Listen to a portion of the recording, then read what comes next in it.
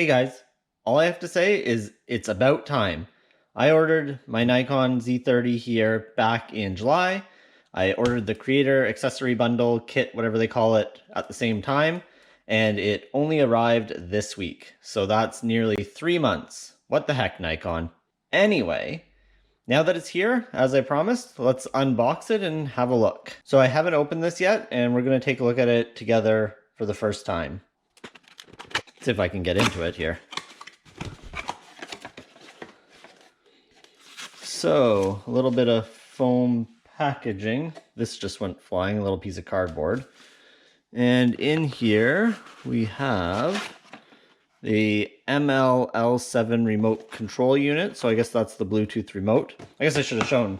It's supposed to include here a Rode VideoMicro wireless, or not wireless mic, but a microphone with windshield, a SmallRig tripod grip, and a Bluetooth remote control. So that is our Bluetooth remote control. Continuing with it, a little more foam padding here. It looks like kind of they just fit it into a close enough box so that they could fit the other products in. Maybe not the nicest packaging, but I also could be just being a little hard on Nikon. So there is one of the mics here, so looks like it comes in the Rode original packaging. We'll open that up in a second as well, so you can see all those things. So those are out of it. And last but not least, as you can see, there's nothing left in the box, so I'll put that in the foam out of the way here. But there is the SmallRig tripod here as well. So I guess let's start with that, see if I can figure out how to get into this. Okay, so it's a push across. There we go, opens up like that. There is a small little manual in there as well. So there is the tripod.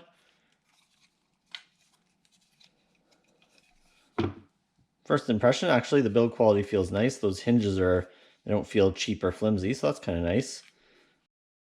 Threaded for the typical thing. Not quite too sure what that button's for. Maybe that's why they include a manual, eh? But okay, so there's that. Next, let's look at the remote. So popping into the remote, this is OEM Nikon, so not a third party.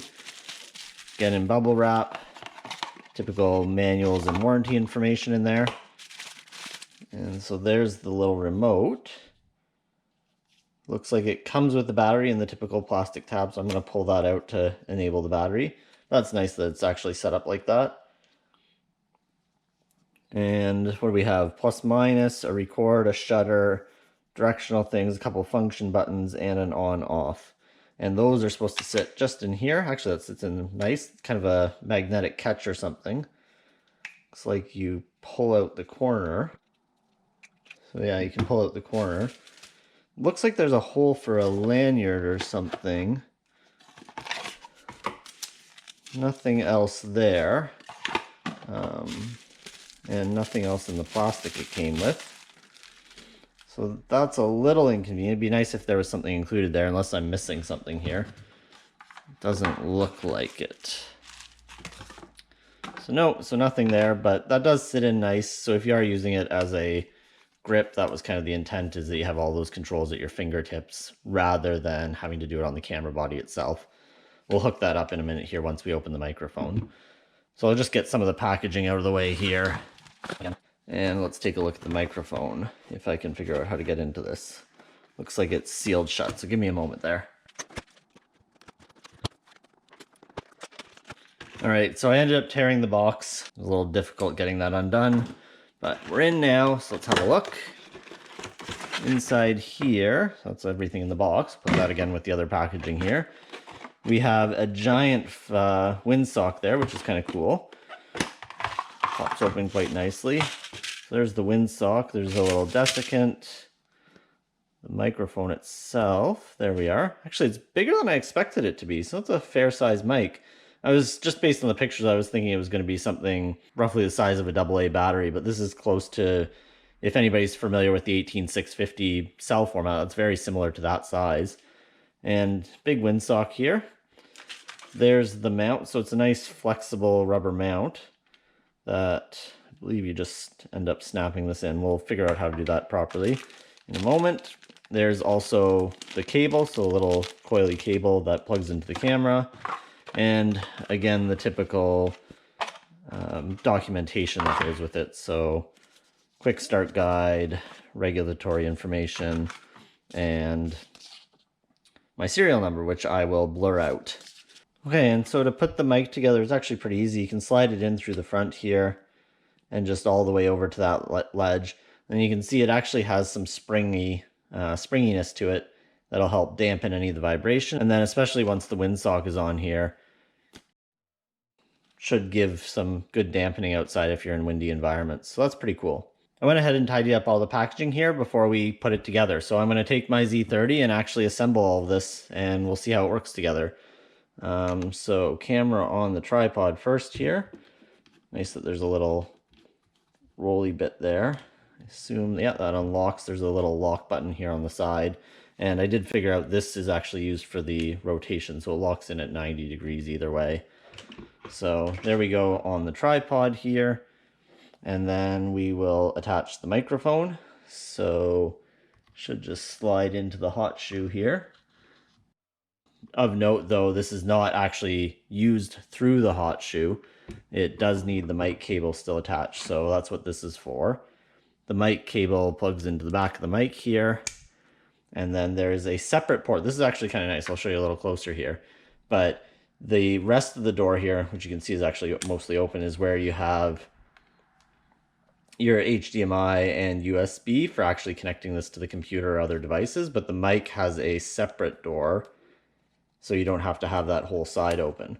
And you can get the mic connection right there, if you can see that. So I'll plug that in as well. So there's the mic plugged in. And I'm going to leave the windsock off for the moment just so we can test and see how this goes. I'm indoors right now, as you can see. All right, so I'm going to power up the camera here. Might have run into our first little issue. This is interesting. So I'm doing this real time as you guys are seeing it here, but it looks like the mic cable interferes with the screen's rotation.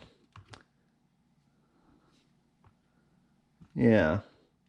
I guess you could technically flip it here and then come back, but once you're there, it does interfere. So a little bit of bad design there. That should have been able to flip without having to rotate it out of the way. So that's interesting anyway. Yeah, that's kind of annoying. All right, anyway, flip the screen. Open the lens up here. I'll tilt this down so you guys can see what's on the screen as well here in a second. Hopefully, there we go. And I'll take the lens cap off so we can actually see what's going on here. So, in video mode, and you can see there is audio coming through. It looks like it is that microphone by default already. And there is still the sensitivity adjustment in the camera. I am standing behind the mic right now, so it is still picking me up. If I loosen that off, it doesn't rotate, so that's just what actually locks down the shoe. Okay. So that's locked in on the camera. But it is still picking me up. I'm going to turn the mic around here. Just give me a second, and we'll see how that actually works facing the other way. Okay, so that's facing the other way. And still picking me up well, a little higher on the VU meters there, but yeah, looks like it works fairly well in that sense. What I'll do is I'm going to capture a short little clip of video, or short little clip of audio here, and we'll see how well that works. So it's recording now, and we'll do testing 1, 2, 3, and this will all be from the Rode mic and this camera rather than the GoPro that I'm actually filming on. So we'll see how that is, and I'm going to flip back to the GoPro audio now. Okay, next I'm going to try and pair the remote. I'll tilt the screen hopefully just a little bit more so you can see.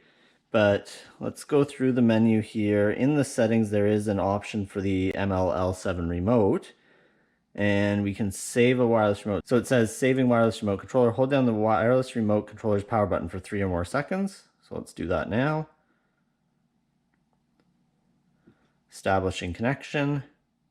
Wireless remote saved. And now it should be on. So we can do a function assign on a couple buttons. So that's kind of cool. and then can turn that on and off.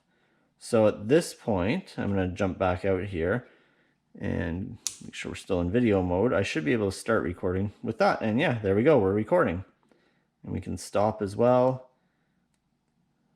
Has the zoom buttons. So presumably, yeah, that's playback. And we have the menu, and you can navigate the menu. So all of that works from on the Bluetooth remote itself. All right, and the other thing is this is meant to be a grip. So fold in the legs on the tripod here, and it's meant for holding like this. So you can just have a different grip on it and use the actual controls on the remote. We can back up here. Looks like it takes a second to repair. That's interesting there. So it doesn't stay paired when the camera goes to sleep. So that might be a little frustrating actually, but it looks like we're working again here and can record, yeah. But it does give you those fingertip controls. It'll be interesting to see if it always loses pairing anytime the camera goes to sleep, because that would kind of defeat the purpose too. You always have to kind of come up to the shutter button here to wake it back up. Anyway, that's my first look at the Nikon Creators Accessory Kit, or the Creator Bundle that is for the Z30 and ZFC as well. It's actually says compatible with that one in the box as well. So a couple different cameras it can work with. First impressions are, it's okay. The microphone seems quite nice. I'm not too sure about the remote itself, and I do wish there was a lanyard to connect these things together. That makes it a little difficult to pull the remote out, but there are holes for it. I'm surprised they didn't include anything.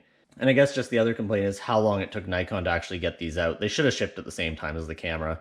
So it's a bit frustrating. They actually took full payment back in July and only shipped it now.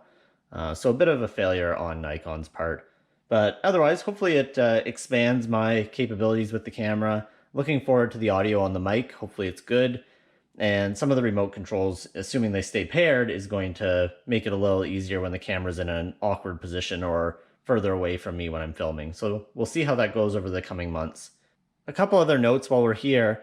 The Z30, Z30 has been good as a camera. I wouldn't say it's worked as well from a stability and video perspective. You might have seen some of my other videos where the images are still a little shaky when I film with this. Works well on a tripod. The image quality is great, but the actual stabilization isn't awesome. Not sure if that's because it lacks in-body stabilization, it's only relying on the lens itself here, or if it's just, I can't hold it steady. So I've considered maybe getting a gimbal at some point for it, although that's another big investment into a camera I was hoping would just work. But anyway, that's my first look at the Z30 Creators Accessory Kit. If you have any questions, let me know in the comments below. If you aren't already subscribed, please consider it. And as always, thanks for watching.